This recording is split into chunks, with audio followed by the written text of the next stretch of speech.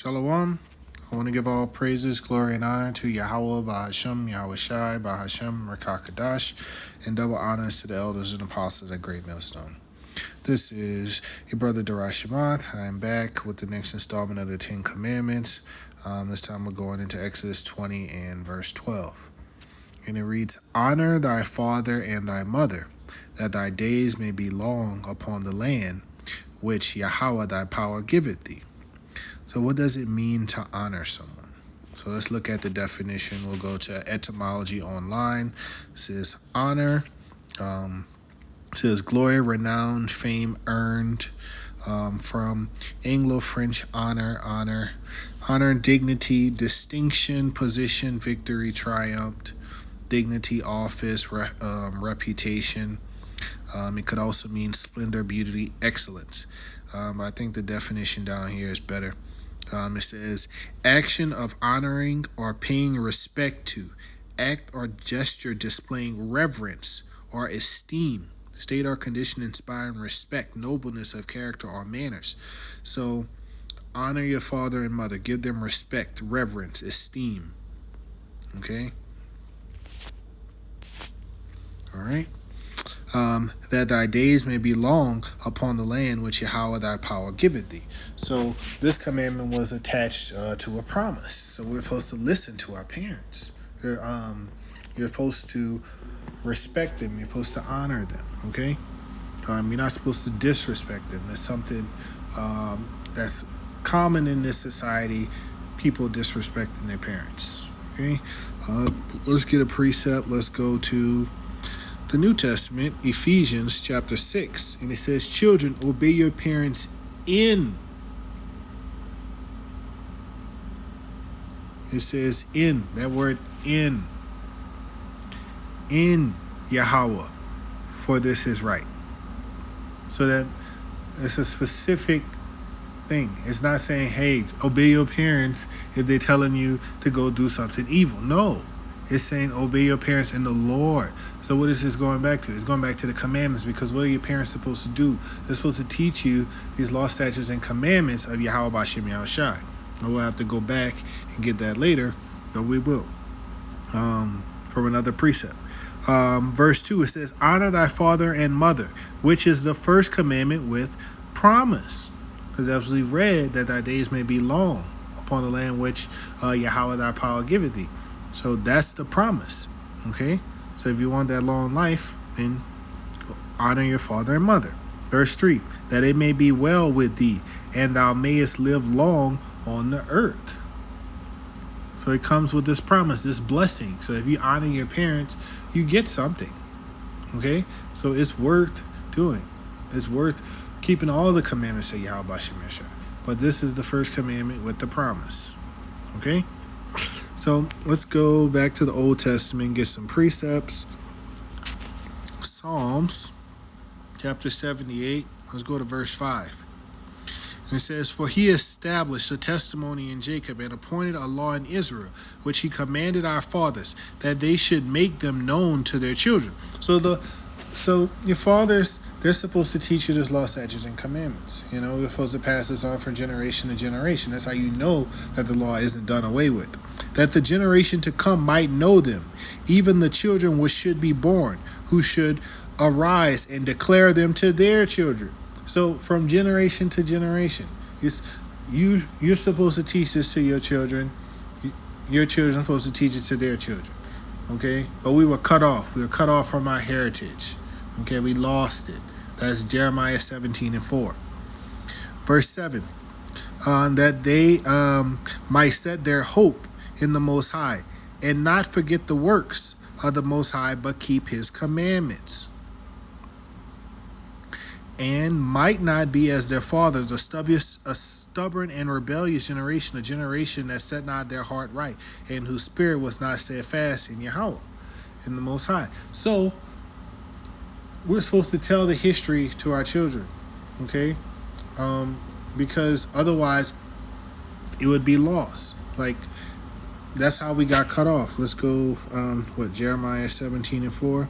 It says, "And thou, even thyself shall discontinue from thy heritage that I gave thee. How would they discontinue? Well, of course, they would discontinue due to like the slave trade and oppression from our oppressors, because they didn't want us keeping our laws, statutes, and commandments. They didn't want us to know who we were. And so we forgot those things because they weren't passed on from generation to generation. If we'd have passed those things on, we'd have knew who we are.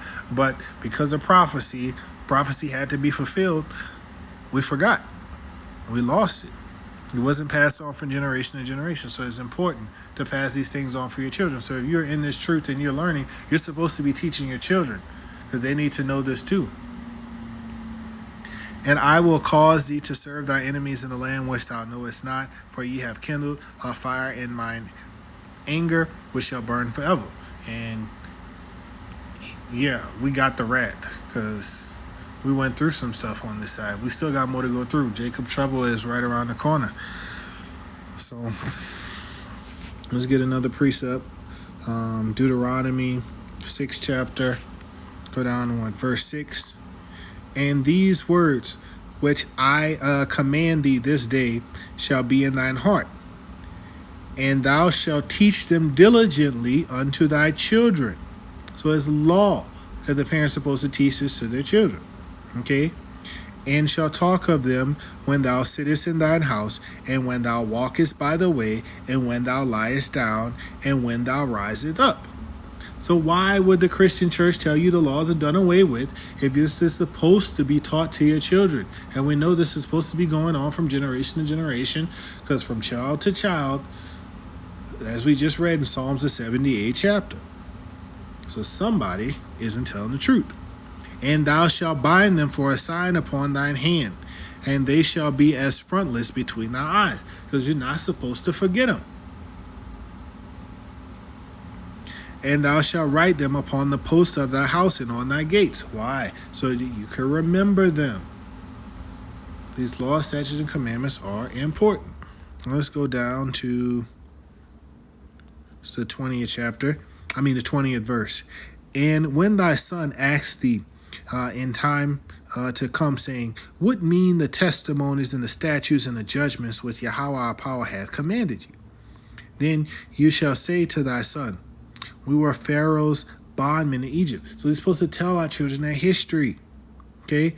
That Yahweh brought us out of Egypt with a mighty hand, because they need to know so they don't fall into that rebellious state like a lot of our people are in now, because they don't understand who they are. They don't want to believe it. They weren't taught the truth. That's their lot. But still, we got to teach them. Okay? And Yahweh showed signs and wonders, great and sore, upon Egypt, upon Pharaoh, and upon all his household before our eyes. And he brought us out from thence, that he might bring us in to give us the land which he sware unto our fathers. And Yahweh commanded us to do all these statutes, to fear Yahweh our power, for our good always, that he might preserve us alive as it is at this day. And it shall be our righteousness if we observe to do all these commandments before Yahweh our power that he commanded us. Now, we still have to keep these laws, statutes, and commandments, but our righteousness comes through faith in Yahweh B'Shem Yahweh Shai. But we still got to keep the laws, because we can't get the kingdom without keeping these laws, statutes, and commandments. That's part of it. It's part of the stipulation. Yahweh Shai just took away the curse from the law and the laws of sacrifice. But this law is forever. And we'll have it in the kingdom because he gonna put it in our hearts. That's Hebrews, the 8th chapter. All right, let's go to the book of Sirach, chapter 3, and verse 1. Hear me, your father, O children, and do thereafter, that ye may be safe. Follow the instructions. Okay, what your father gives you. For Yahweh had given the father honor over the children. Okay, gave them rule, gave them authority, and had confirmed the authority of the mother over the sons. Your parents are supposed to rule over their children, and children should listen to them. Whoso honor the father, making atonement for his sins. So it's a righteous thing.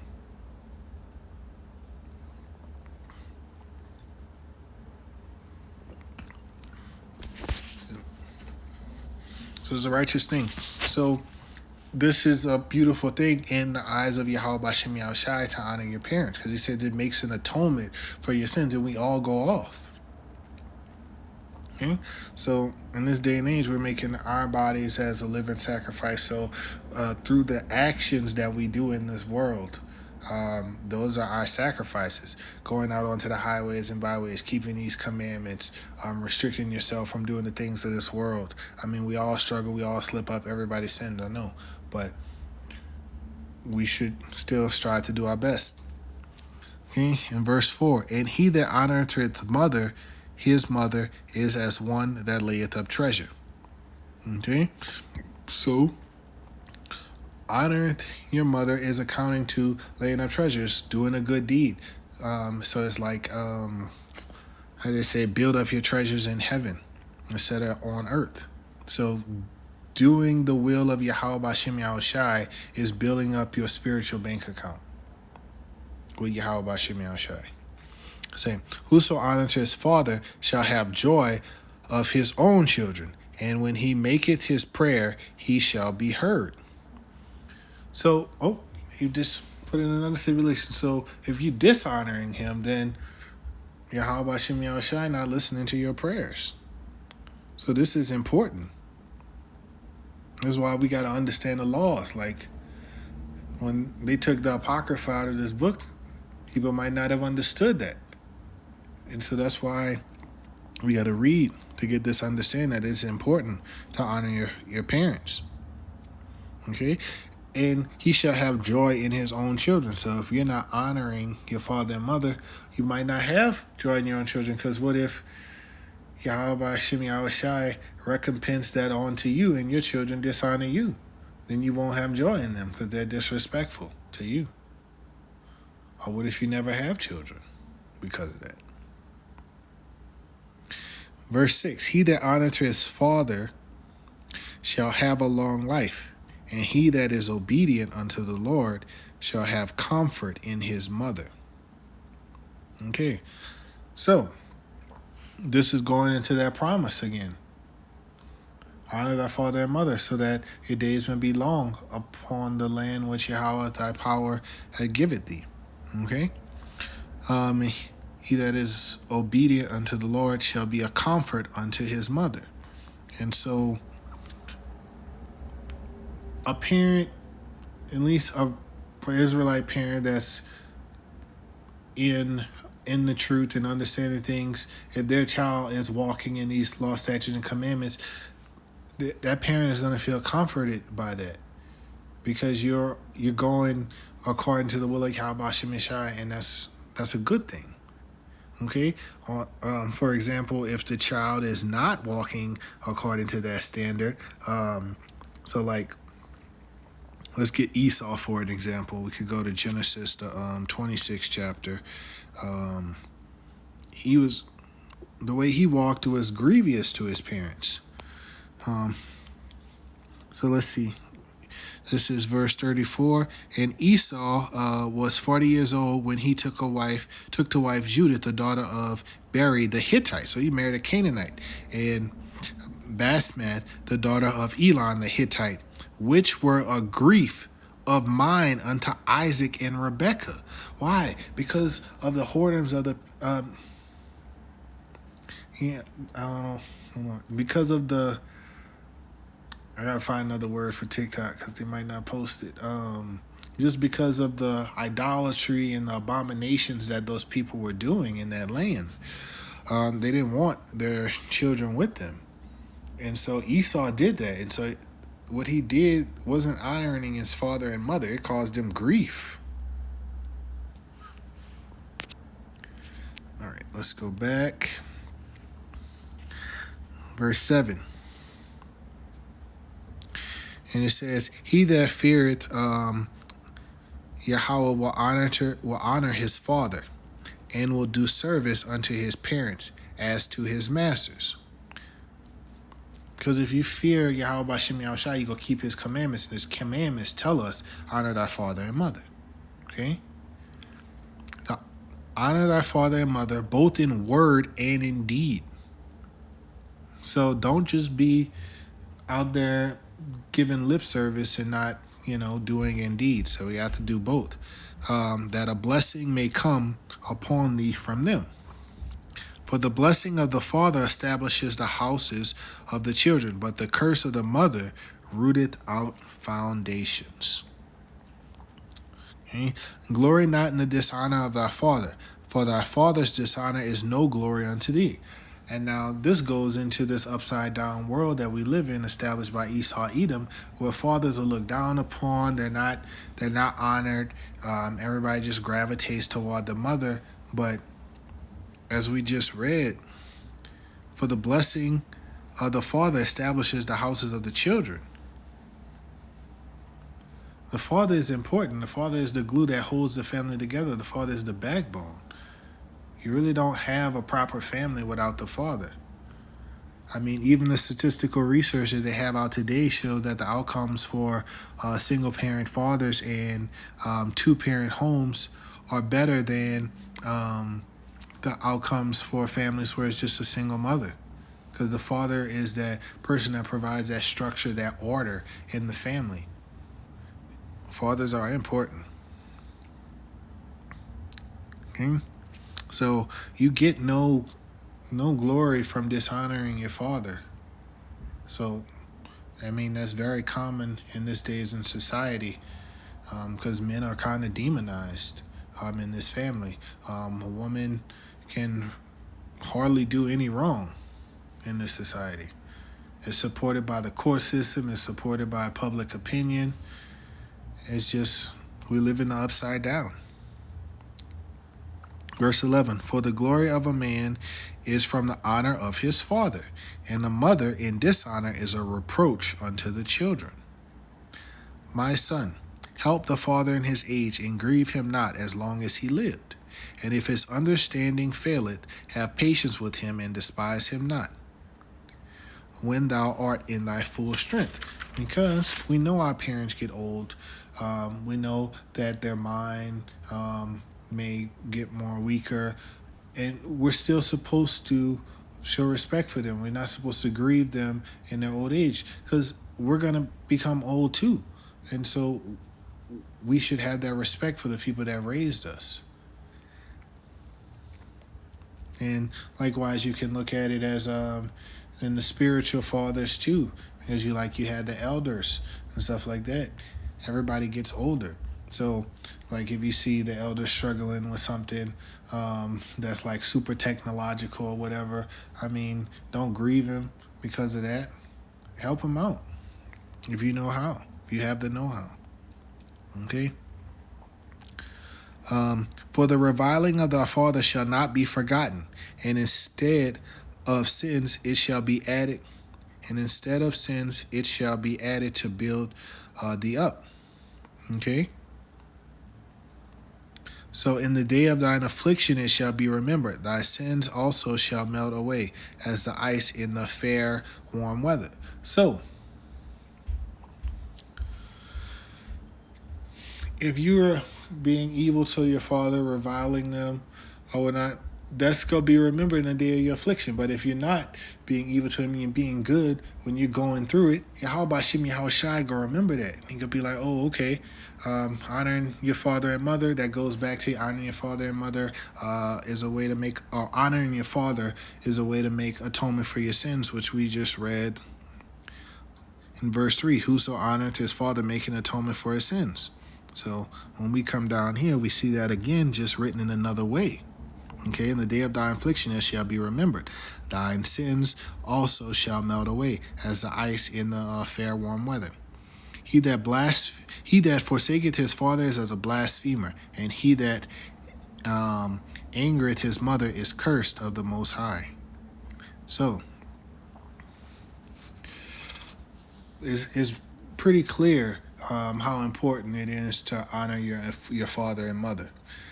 Okay? It's one of the 10 Commandments, and There's several precepts about it scattered throughout the scriptures. So it's not something to be looked over. And remember, keeping this commandment does come with the promise. So I hope this lesson was edifying. I want to say Shalom and Kal Halayim Yahweh Bahasham Yahweh Shai Bahasham Rakakadash, and double honors to the elders and apostles at